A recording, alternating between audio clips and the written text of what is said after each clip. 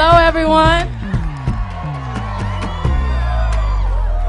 Hey.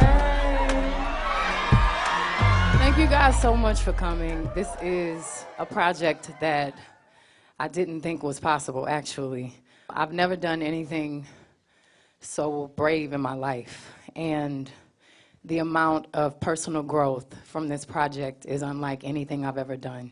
I took all of my insecurities, all of my doubts, all of my fears, and everything I've learned, I applied it into this project.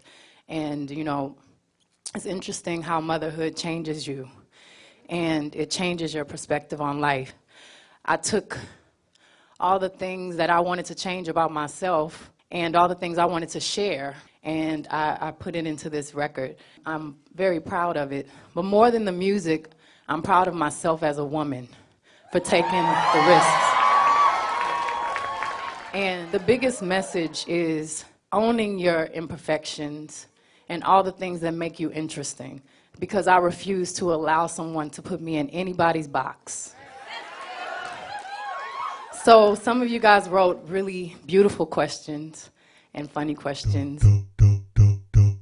Hi Beyonce. Hey Beyonce. I'm Audrey. I'm Meg. And we are wondering, what was the hardest thing to keep a secret about your new album? Thank you. Love you. Well, it was many things. Oh my God, it was so hard. And I still, every single day, I've gotten on my knees and thank God that this happened.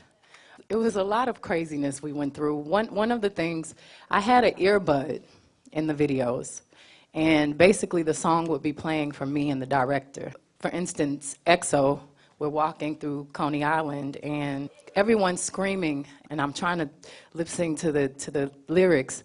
I can barely hear anything, and I look completely out of my mind because I'm like,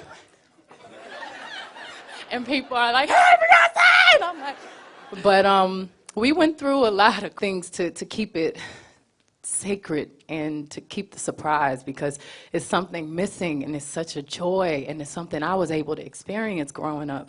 And I really, really wanted to surprise people and for them to really just hear the art in it, not be about the hype and the promotion. And we actually did it. And it just says, it says so much about my team. I started my own company, and my father taught me so much.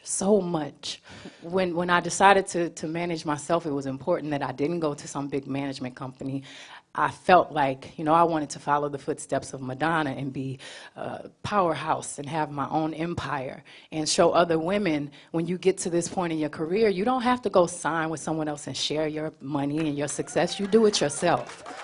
So I found a team of underdogs, a team of women, a team of people that no one believed in, and we worked together and we stayed up all night, and we were progressive and we did not follow the rules, and we said, why can't we do it? You know, I said to so many people, I have an idea to do a visual album and I want to, and it was like, okay, and we did it.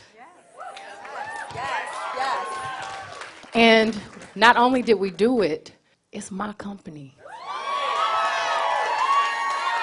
And I'm very proud of that. I forgot what the question was. Oh yeah, I answered it. Hey, Miss Carter. Hey, Miss Carter. We were wondering what inspired you to be so open with your personal life on this album compared to your previous albums. Like in the songs Mine, Partition, and Drunken Love, what was the story behind it? That was a real politically correct way of asking. You know, I've always been very generous on the stage, and I took all of my pain, all of my joy, and I used it in my performance. And I think it just took me no longer being someone's child. You know, once I became a mother, I felt like I could tear down those fourth walls. I felt like I could no longer create my art for other people. So I just felt like it was time. Hey Beyonce, I'd just like to know, what were you doing at the time when you decided to release your album? Because I'm not gonna lie, I went crazy. I like kicked a table and almost broke my foot. So that's my question. You know, I just got off the stage. It was 11:30 once I took off, and I had a glass of wine, and my cousin Angie was like, "Girl, you all right?" Because I was talking to myself, because I was terrified. I was so scared, and I already envisioned like the worst things that could happen. I'm like, people gonna hate it? Why didn't I say anything? But no, I mean, it's just things that we all go through. It's just human. I was just really nervous because this was a huge risk. When I landed, I saw it actually live on iTunes, and you know, you're just waiting for the first comment. The next morning, I just was...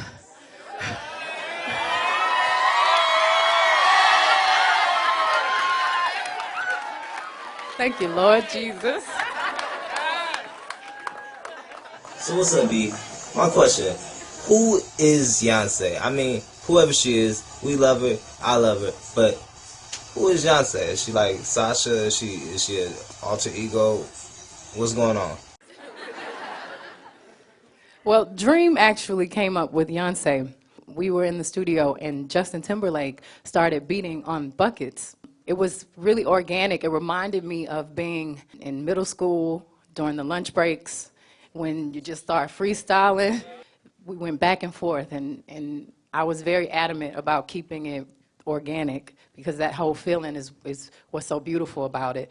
And Dream just started, "Beyonce all on his mouth like liquor." And I'm like, what does that mean?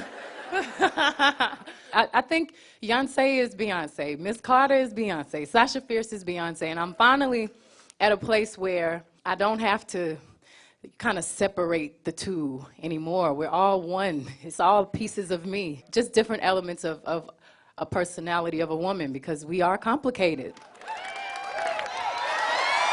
Thank you, guys.